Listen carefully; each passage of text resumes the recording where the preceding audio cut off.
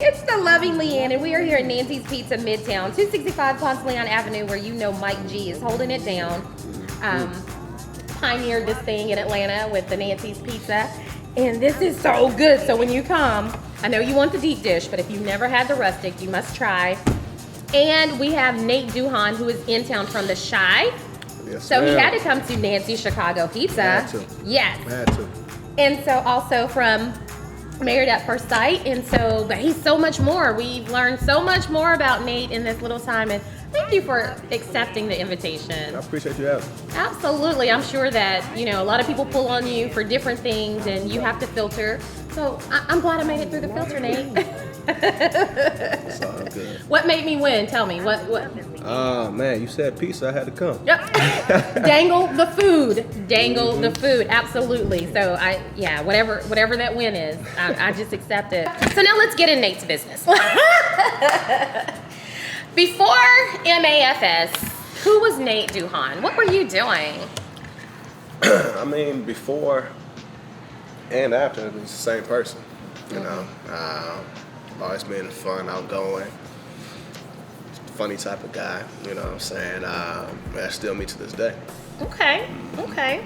So what's your biggest interest? Like when no one's around, when you want to just relax, downtime, what do you typically do? It's either play basketball or travel.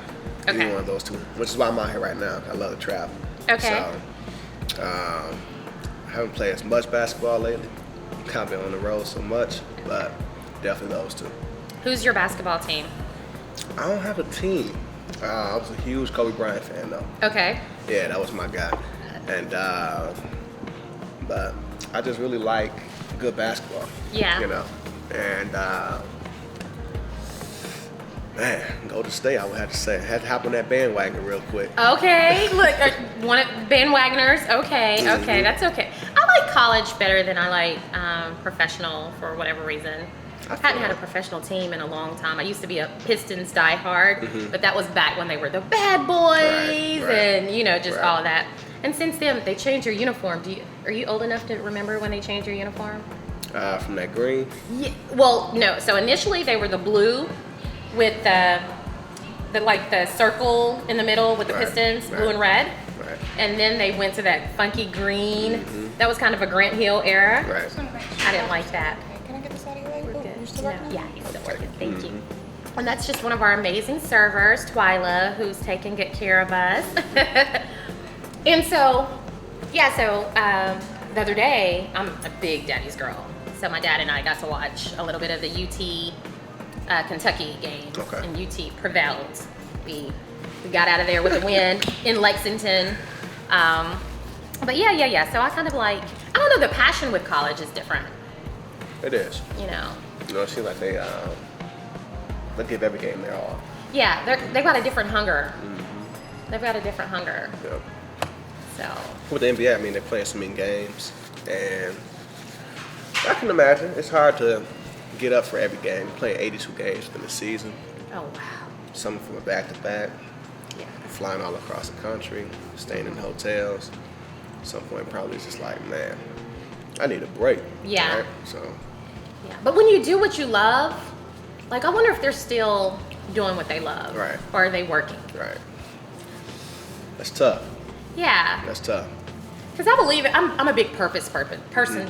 So no longer do I want to operate in a space where I'm not loving what I'm doing. Right.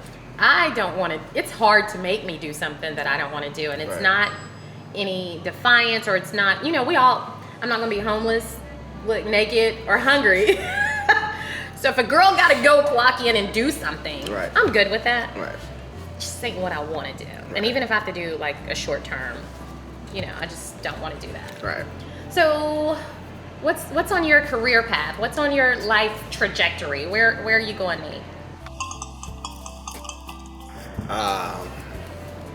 Man, going to the top, man. I mean, Okay. as far as my career, everything's going well there. I just got a promotion.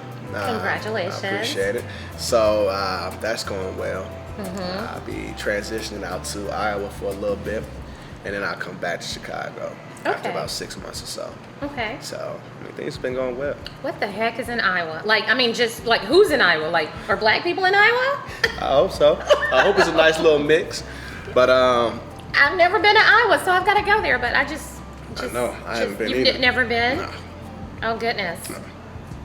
But we'll What did see. they do? Like know. tip cows? I mean, and Iowa people. I've just been totally ignorant and been probably not so funny. I don't know if you tip over a cow. I just don't know anything about I would imagine Iowa. it's a lot of cornfields, maybe. Yeah. That's just the typical stereotype that we get. But I mean, nonetheless, I mean, it'd be an opportunity for me just to refocus as well. Yeah. And really give my career my all. Okay. So I think it'd be a good time. Okay. Well, since you said refocus, we're gonna refocus. So Valentine's Day is coming up. Oh yeah. Do you have a Valentine? Nah. No? Give me your most memorable Valentine story. I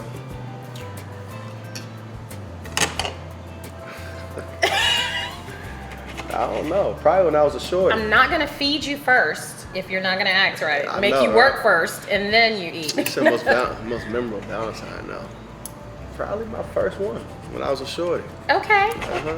What'd you do that made it so memorable? Man, it was just she was so pretty, and I was in Really? 3rd grade. And I was so Did he scared. really go to 3rd grade? Hey. Stop the press. No, Yeah. really? Hey, that's the most memorable one. Cause she said she'd be my Valentine. We exchanged candy bars. No, you were supposed to bring something for the whole class in the 3rd grade. You I just her, brought something, her own king size Snicker bar. and you pulled out the big gun. Yeah, straight player. Do you remember her first name? Skylar. Oh, what? And that's a nice little name, Skylar. Yeah. Oh, wow. So Skylar, if you're listening, no, I'm just playing. Skylar's not gonna look like she did in the 3rd grade. I don't know. She might. She might, Hey, you never know. Skylar, what you Skylar got? was You were- cold. Look, okay. She was cold. You ate the candy bar, so you know. So, I don't have any good Valentine's Day memories. Man, really? No, human nature makes you remember the bad. So I wouldn't just put you on blast. Right.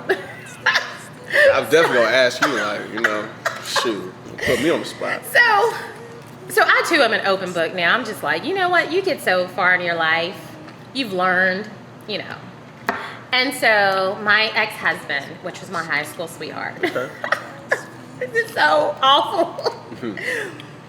So we got married pretty young, and to ex-husband out there, I just think it was age that we didn't work out. He's an amazing guy, great dad, just a pillar in his community. I want to disclaim that, right? But, you know, we were just young, and I think timing just wasn't good and whatever. So it was, yeah, so we had been having some problems, but we were trying to get on track.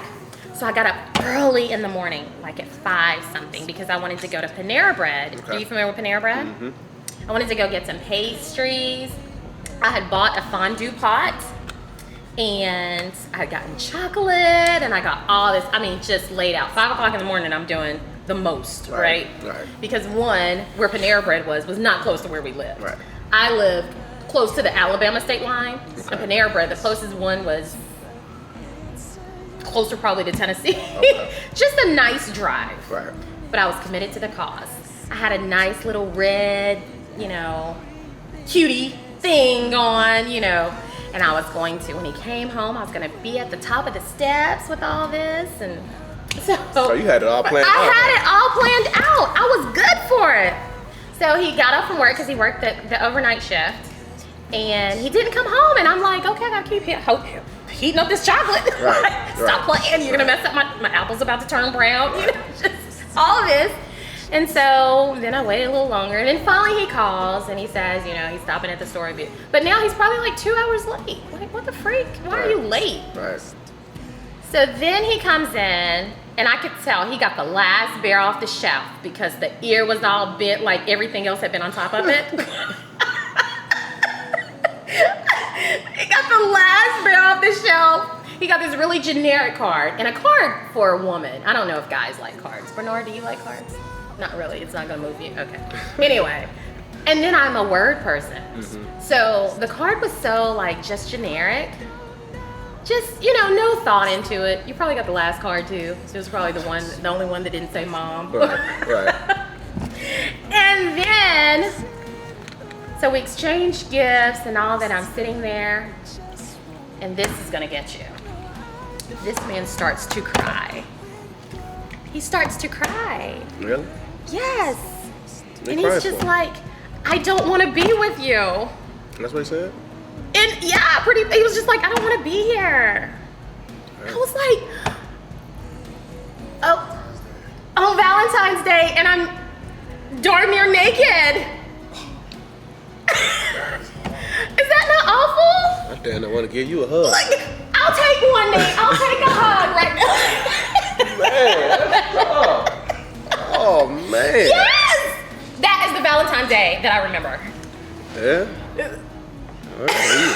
When you have Valentine's like that, it's kind of hard to top that one. Yeah, the next man that does something, he's going to have to like fly me in a plane or do something to wipe that out of my memory. Man, that's tough.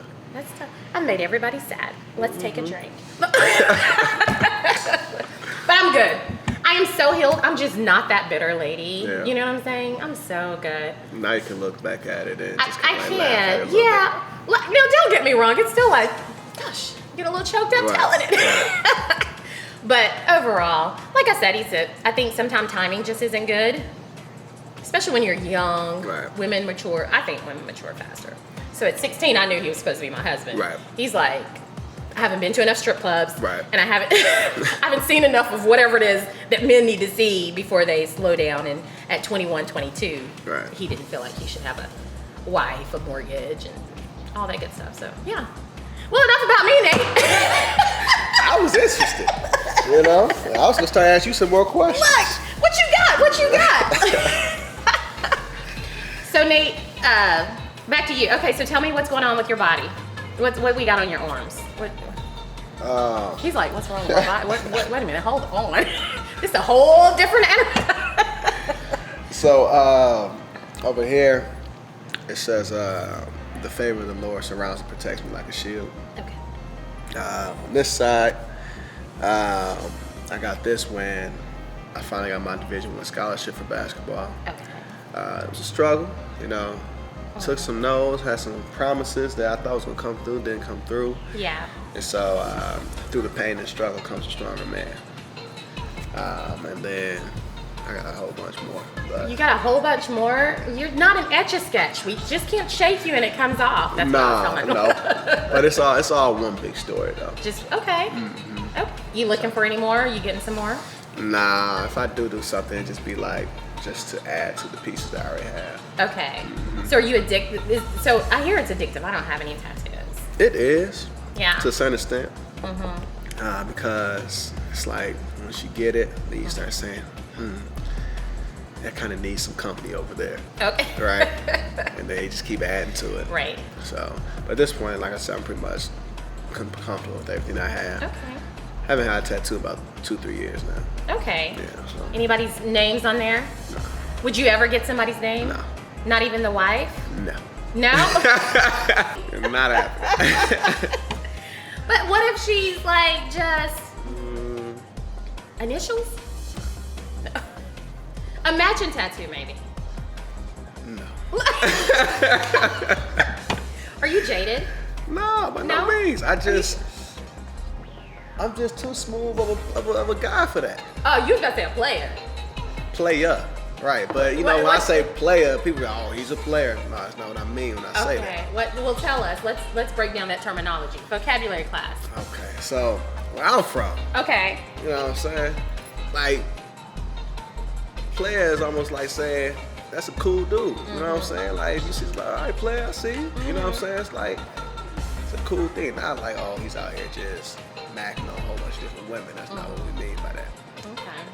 But that's why. But have you been macking on a whole bunch of different I've women? been chilling, man. You've been chilling. Been chilling. Man, it's just so hard because at this point, you never know what people's intentions are. You know, it's like, okay, let's get on a TV show. I want to go, get in tune with them.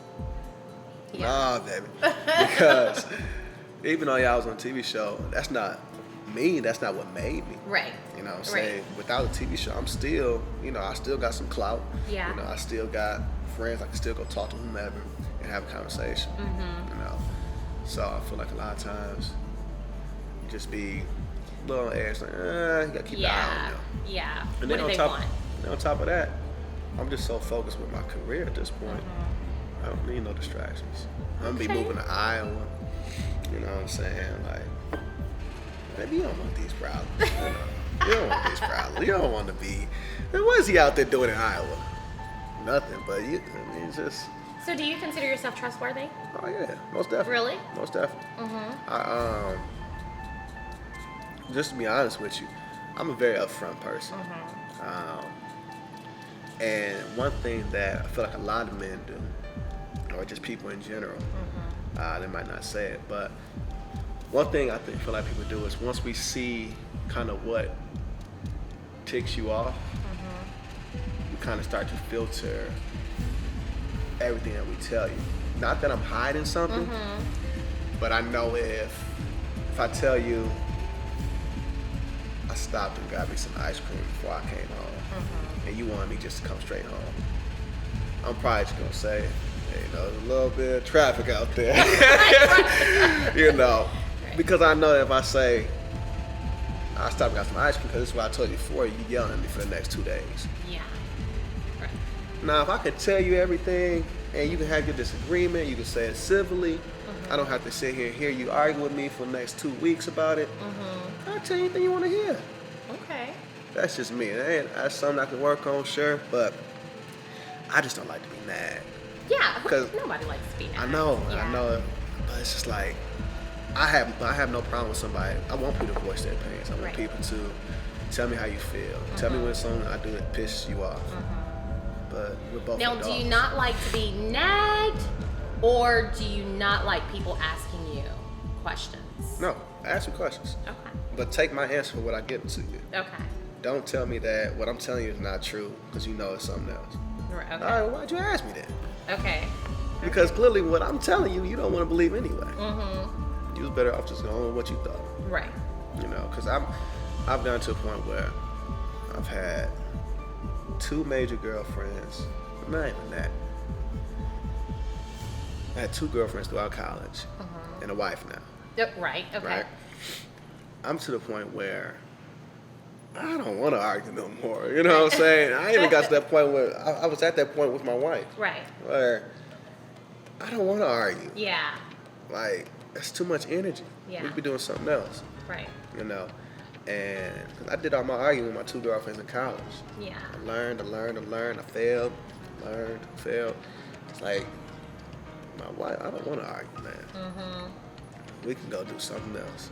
Well, I mean, okay, so we've both been married and we know that arguing happens, but I think it's how you argue. That's true. And then how long are we going to stay in this space? Man, that's the thing about and, just kind of, are we going to harp on this one issue matter? So how adaptable are you? I'm very adaptable, but a lot of times what I feel like happens as well is we start to subconsciously adapt to some of the wrong behaviors as well. And so some things that you might do that is not the best thing, I might start picking up on. And there's some things that I may do that's not necessarily the best way to argue or whatever, you start to pick up on. Yeah. So then it's like the moment that I start to try to get a little grasp on it, you're doing it. Yeah, right. I think that kind of, that's happened. Yeah. In my relationships. But what I'm able to do is, through good times and bad times, I'm able to reflect on it and kind of see the silver lining. Okay, could have did this better. Could have did that better. Like even in my marriage, I just look at it and say, there's sometimes in that marriage where, because she's a very strong-willed individual, right. Very intelligent individual. Yeah. But it got to some points where it was like, okay, you're gonna have to let me be the man at this point, right. Because I respect what you're saying, but I got a vision for us. Yeah. And through that, your best interest is gonna be met. I need you to trust me on that part. Yeah. And when we fight on it a little bit too much, I just got to put my foot down at some point. Right. But sometimes looking back, I say, you know what? I didn't have to put my foot down in that instance. Right. You know? Okay. I could have just let her have her way at that point. Yeah. So, like I said, looking back, I'm able to, I don't necessarily concern myself with what she might have did wrong. Because it's easy to do. Exactly. I can give you a whole book of what she did wrong. Right. And then you say, what she do right? And I'm like, oh, Yeah. but she did a lot of things right, too. Certainly. What I want to focus more on, so is, Nate, what did you do wrong? Because that's the only thing that's going to make me better. Yeah. You know, so that's what I've been able to do. Well, good. So self-reflection is huge. Yeah. It's huge and it's necessary. Yeah. I think that's at the hip hop thing last night. I think we kind of touched the surface. That was the first one. So I hope conversations going further. We'll talk about accountability. Like, we've got to be accountable to ourselves. And even, like you said, relationships, even with, you know, do I necessarily always deserve the way somebody treated me? Right. No. Right. But is there a place that I can say, you know what? You were kind of, you know, Right. responsible for Right. even the way people treat you. I'm huge about that. I've learned, I tell people now, if you get the healthy me, I'm like sushi. Either you love me or you don't. It's Right. just, you know, because now as a healthy me, I would advocate for myself. I'm not, you know, as docile and passive as I once was. And a lot of people don't like that. If they're used to you just being a yes person or, you know, a people pleaser. Right. But then on the same token, I'm highly, highly considerate of people. So when you talk about sometimes not saying something to someone because you know it's a point of contention and different things, I can see that. I can see saying, or for me, not wearing something. If my man said, are those jeans a little too tight? I hear all that. So don't wear those jeans. Right. Right. And it doesn't, I don't feel like it takes anything away from me. Right. But, you know, I don't mind conceding. Right. Yeah, so what's, so I read a lot of your tweets, and they're usually, I'm going to use the word spiritual, spiritually driven. So talk to me about your journey and where those thoughts come from. I mean, I've always been a spiritual person, you know. I mean, my day-to-day life might not always line up with it, but, you know, my foundation, my belief is still strongly rooted within Christ. But every day I start my day off the same, just about. I have a gospel playlist I play on my way to work. My commute to work is probably about 45 minutes. Okay. At that point, I'm able to say my morning prayer, review my goals for the year, and also just think. Yeah. And then I also have just different people that I talk to in the morning, like just through text, usually about 6:30 or so. I have about my mom, my coach, and one of my good guys who usually text me around the same time every day. Right. And it's all just positive things, you know. So that's how I like to start my day. Yeah. Because you really got to filter what you allow into your spirit, man, too. You know, if I can't start my day listening to Jeezy, you know, I can't. Wow. I mean, as good as he is, as good as he is, and much respect to him, that's just not how I need to start my day. Exactly. You know, I need to be, you know, even keel, you know, in a good mental space, so that I can be ready for any attacks that the enemy sends my way. Certainly. Because it's going to be a million of them. And so during that process, I'm able to really think, and then also, you know, put some encouraging words out there for other folks as well. You do a good job with that. You really, really do a good job with that. I do enjoy engaging with you on social media. Yeah. And it's positive because we see a lot of, and I'm with you, earlier you were talking about just even in your relationships where you kind of switch bad habits because, like you said, our spirit is vulnerable, and what goes in has to come out some kind of way. So I always think when people say, "Oh, it's okay for me to listen to, oh, it's okay for me to do certain things," and I'm like, "But garbage out, garbage in, garbage out." And so how's that going to come out? You don't hang with people that you're not a cursor. Then you hang with people, and then all of a sudden you got to slam on the brakes real fast. Right. Did you say Jesus, or did you say, you know, something that has just kind of been lying, you know, in there because you've picked it up? So all that's huge. Right. Yeah. 100%. Yeah. So tell me about Your clothing line. Yeah, tell me about that. So I'm not impressed. That's really the main focal point of it. Okay. And what that is meant to do is to get us out of being complacent. You know, be thankful and grateful for what you have. Yeah. But know that there is more success beyond your current level of success. And that's where you know what? I see you doing X, Y, and Z, but I'm not impressed. I know you can do better. Yeah. I want to be able to pull that better out of you. Yeah. A lot of times we'll get to a high point or reach a goal. We're like, man, I did it. And now you're here patting yourself on the back. But God is like, dude, you got to keep coming. Right. This is only the beginning of your ladder. Yeah. You know, because He knows, like the Bible says, if I know the plans I have for you, right? A lot of times we have the same vision in line, and if the timing is right and it's in line with what He has for us, He allowed to manifest. Right. But once we get to that point, that we're just like, I did it. Yeah. No, I'm not impressed. What's next? Right. You know, what's next? Right. I mean, every day, every second, we're getting older and older and older. Yeah. You got to constantly, you know, re-evolve yourself almost, you know, because the world is constantly changing. Yeah. You know, constantly reading, you know, what can you do to better yourself? Because we're never going to be perfect. Certainly. So that's what I want people to kind of get in their head. You know, get that, you know, really inside your brain, like, I can always do something better. Yeah, definitely. Living out of, I believe in that huge, living out of the spirit of excellence. And when you said, you know, you've done something big, immediately I saw Sanai Lathan, remember in Loving Basketball, when she hit that shot and she just stood there, Yep. and the coach was like, Yeah. so go over there and stand like that. Like, never do that again. There was something else for you to do after you did that. So yeah, but how do we, so tell us how to balance, to enjoy the moment and the success, because people work really, really hard, some, you know, but then not to just linger in it and then. I mean, it's always a period to enjoy. Like, even when I play basketball, we get a big win. Coaches say enjoy this for the moment.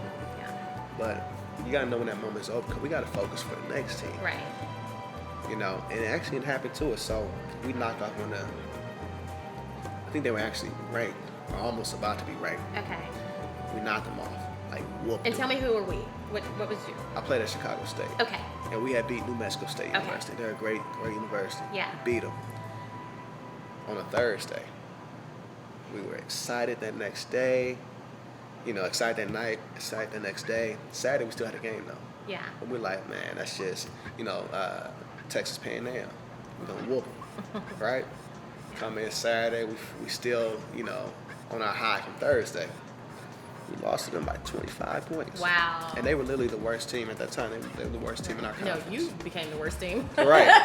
Right. And so, Yeah. but we lost to them because Yeah. we were still patting ourselves on the back from our success that we had. So our timing in that instance was small. Sometimes you got a longer window to celebrate your success. Right. But sometimes it's small because you got to refocus, and it's more that needs to be done. Certainly. You know, so Yeah. that balance is, and I feel like it varies between each thing that you, each accomplishment that you have. Right.